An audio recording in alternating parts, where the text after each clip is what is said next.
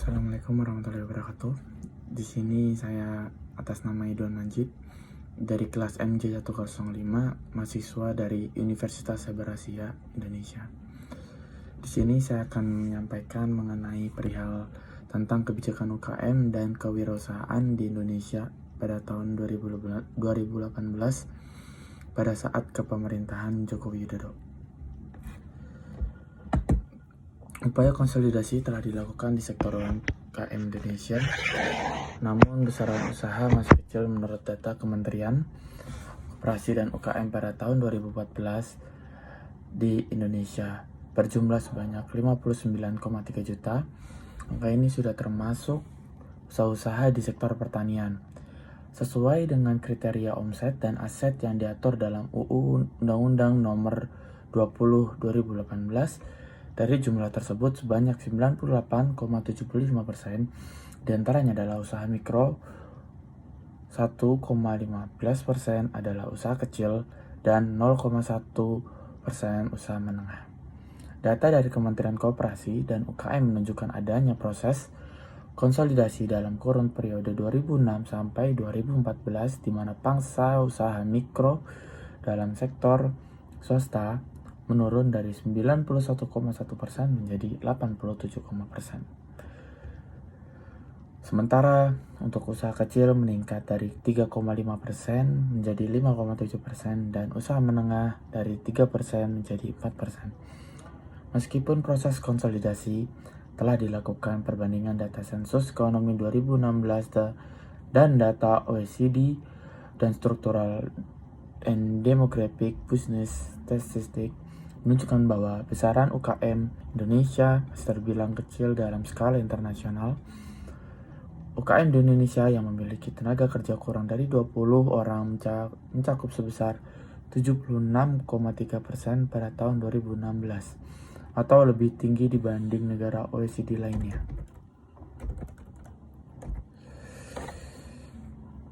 Iklim usaha bagi UKM dan kewirausahaan. Kondisi mikroekonomi yang kondusif dan perlunya peningkatan sektor tenaga kerja, kondisi mikroekonomi Indonesia cukup mendukung terhadap pengembangan UKM dan kewirausahaan. Hal ini ditandai oleh besarnya populasi masyarakat, usia muda, pasar domestik yang besar, sumber daya alam yang melimpah, sistem politik yang stabil, kebijakan fiskal yang mendukung, serta pertumbuhan ekonomi yang stabil. Tingkat lapangan kerja di Indonesia lebih rendah dibanding rata-rata OECD dengan iklim dan kondisi lingkungan kerja yang kurang baik. Jumlah lapangan kerja di sektor informal bersekitar 70% dari total lapangan kerja. Sementara tingkat pekerjaan rentan vulnerable employment sebesar 58,%. Persentase ini lebih tinggi dibanding Cina 45%, Filipina 37%, dan Malaysia 22%. Tingkat pendidikan tenaga kerja di Indonesia juga masih cukup rendah, di mana 27% tenaga kerjanya merupakan lulusan sekolah dasar dan 17%-nya bahkan tidak tamat sekolah dasar. Perlunya peningkatan sektor tenaga kerja. Terlihat dari grafik tersebut, grafik tenaga kerja Indonesia menurut tingkat pendidikan pada tahun 2018. Tidak tamat SD sebanyak 16,5%, sekolah dasar 26,9%, sekolah menengah pertama 17,8%, sekolah menengah atas yaitu 17,1%, dan sekolah menengah ke atas atau kejuruan 10,3%. Terlepas dari adanya progres tersebut, sistem tenaga kerja Indonesia masih terbilang cukup kompleks. Hal ini ditandai dengan peringkat Indonesia dalam indikator Doing Business World Bank yang berada di posisi ke-144.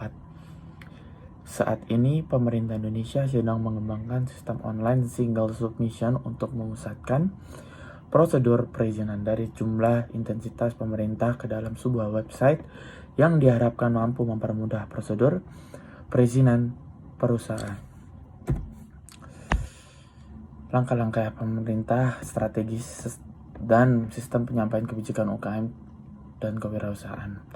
Program Nasional UKM dan Kewirausahaan. Yang pertama yaitu menjadikan KUR sebagai program UKM terbesar di Indonesia. Yang kedua, aktivitas roadmap pengembangan inkubator bisnis. Yang ketiga, digitalitas UKM jadi prioritas pembangunan internasional. Yang keempat, pendekatan dalam kebijakan internasional UKM. Yang kelima, yaitu pemanfaatan CSR bagi pengembangan UKM. Keenam, dukungan bagi wirausaha, wanita, dan pemuda. Yang ketujuh, yaitu melibatkan UKM dalam penyediaan publik.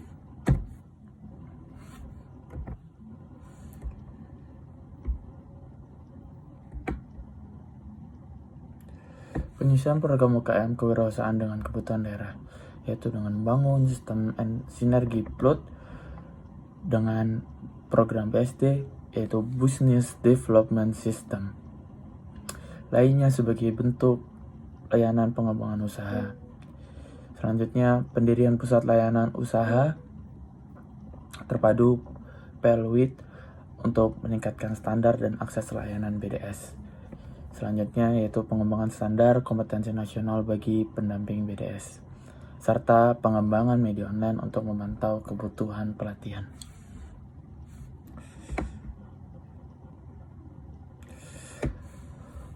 Perbedaan kemampuan pemerintah daerah dalam hal penyusunan kebijakan dan pendapatan daerah. Meskipun pemerintah daerah memiliki kekuasaan otonomi yang tinggi dalam mengatur kebijakan, terbatasnya sumber pendapatan dan keuangan daerah tersebut dan daerah dapat menjadi hambatan bagi pemerintah daerah, terutama di tingkat kabupaten atau kota, untuk menyusun kebijakan yang sesuai bagi UKM dan kewirausahaan. Selain itu, pemerintah daerah juga memiliki kemampuan yang terbatas dalam menganalisis kondisi daerah dalam rangka menyusun kebijakan yang sesuai, terutama di daerah yang masih belum berkembang. Hal ini menunjukkan bahwa di beberapa daerah dukungan pemerintah bagi UKM masih terbilang minimal. Contohnya seperti grafik usaha berbasis industri dengan 1-19 tenaga kerja per 1000 populasi. Sudah sangat terlihat jelas sangat perbedaannya setiap daerahnya.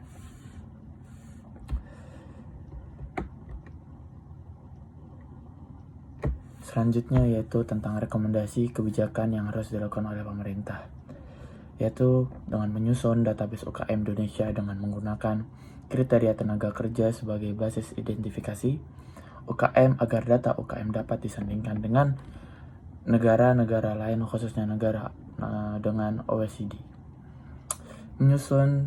Selanjutnya yang kedua, menyusun strategi nasional UKM yang memuat tujuan, sasaran, dan langkah-langkah program, serta pengaturan mengenai pembagian tanggung jawab dan tugas dalam pengembangan UKM. Yang ketiga, yaitu menjalin kerjasama antara lembaga inkubator bisnis dengan sektor swasta, lembaga BDS, perguruan tinggi, lembaga riset, maupun lembaga keuangan.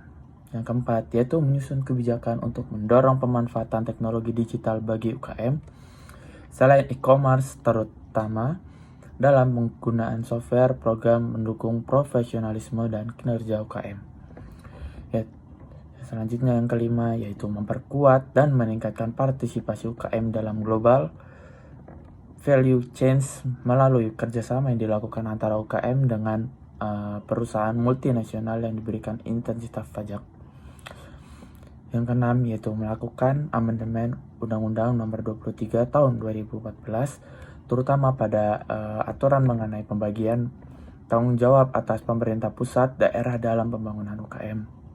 Pemerintah pusat dan daerah dalam pembangunan UKM mengingat sulitnya implementasi dari aturan ini serta berisiko terjadinya ketimpangan antara daerah maju dengan daerah yang tertinggal. Sekian dari saya.